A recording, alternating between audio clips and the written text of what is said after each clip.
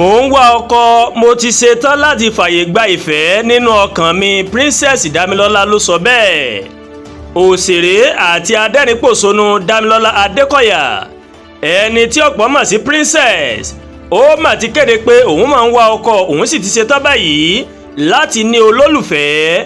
Princess ló sọ ọ̀rọ̀ náà nínú fídíò kan tó fi léde lójú òpó Instagram rẹ̀, níbi tó ti rawọ́ ẹ̀bẹ̀ sí àwọn gbajúmọ̀ pásítọ̀ ní Nàìjíríà pé kí wọ́n má dákun kí wọ́n ràn wọ́n lọ́wọ́ o láti mú àfojúsùn òun ṣẹ. Lára àwọn pásítọ̀ tí Princess rawọ́ ẹ̀bẹ̀ sí ó ní Bọ́lájí Ìdòwú, Philip Olúbakin, Jerry Eze, Joshua Selman àti Fẹ́mi Lazarus. Bákan náà ó ní kí àwọn ìránṣẹ́ Ọlọ́run náà kí wọ́n ràn wọ́n lọ́wọ́ láti wá ọkọ nínú àwọn ṣọ́ọ̀ṣì wọn. Princess sọ wípé òun kò ní olólùfẹ́ kankan lọ́wọ́ yìí, bẹ́ẹ̀ sì ni òun àti ọkọ òun àtijọ́ àwọn mà ti kọ ara wọn sílẹ̀, nítorí náà òun fẹ́ ọkùnrin tuntun míì.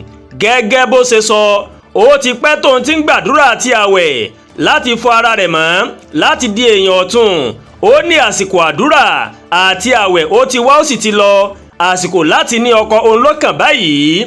Nígbà tó ń dárúkọ àwọn pásítọ̀ náà, ó ní wọ́n máa ń gba àwọn ọmọ ìjọ wọn lámọ̀ràn láti máa gbàdúrà kí wọ́n sì jẹ́ èèyàn gidi. Ó lóun sì ti ṣe bẹ́ẹ̀.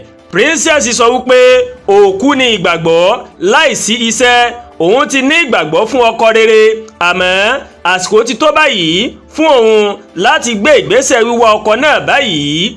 Adẹ́rìnpòṣónú náà ó wá rọ àwọn pásítọ̀ tó dárúkọ kí wọ́n ràn wọ́n lọ́wọ́ o láti dí àwọn ọkùnrin gidi nínú ìjọ wọn tí ọjọ́ orí wọn ó lé ní 40 ọdún sí nǹkan bíi 50 ọdún tí wọ́n ti ṣetán láti gbé ìyàwó.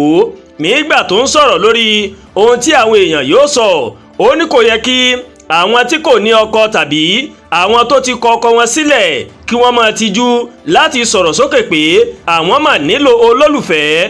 Ó ṣàlàyé pé òun kò sọ̀rọ̀ sókè nítorí òun ti lélẹ̀, àmọ́ òun sọ̀rọ̀ ohun tó ń dùn òun lọ́kàn tó sì múmú láyé òun. Princess fi kún ọ̀rọ̀ rẹ̀ pé kò yẹ kí àwọn èèyàn kí wọ́n máa tijú láti sọ̀rọ̀ ìfẹ́ tàbí ìgbéyàwó nílé ìjọsìn wọn.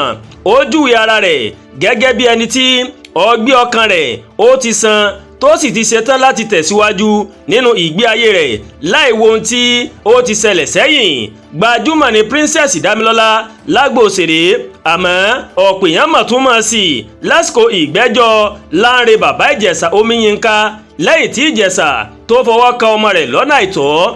Ọ̀pọ̀ èèyàn ló fẹ́ràn rẹ̀ lọ́dún náà lọ́hùn-ún fún bí kò ṣe ṣe ọ̀rọ̀ náà ló kú ooru, àmọ́ àwọn míì wọ́n kórìíra rẹ̀ látàrí ìgbàgbọ́ wọn pé níṣe ló mọ̀ọ́mọ̀ fẹ́ bayé Bàbá Ìjẹ̀ṣà jẹ́. Ẹ̀yin ọkùnrin tí ẹ̀yin náà bá ń wáyàwó ẹ tètè lọ kàn sí Princess Adúàgbà Olúwatóyìn ló ń kàròyìn sí létí o láti kàn ní Ẹ̀yà Yorùbá World TV. Bẹ́ẹ̀ ṣe ń wò wá, ẹ máa bá wa like, ẹ máa share, ẹ máa comment. Ẹ má tún gbàgbé láti bá wa subscribe sórí YouTube channel wa, kẹ́ wá bá wa tẹ notification bell láti lè máa máa wo ètò wa lọ́kọ̀ọ́jọ̀kan tó bá ti gorí ìkànnì yìí.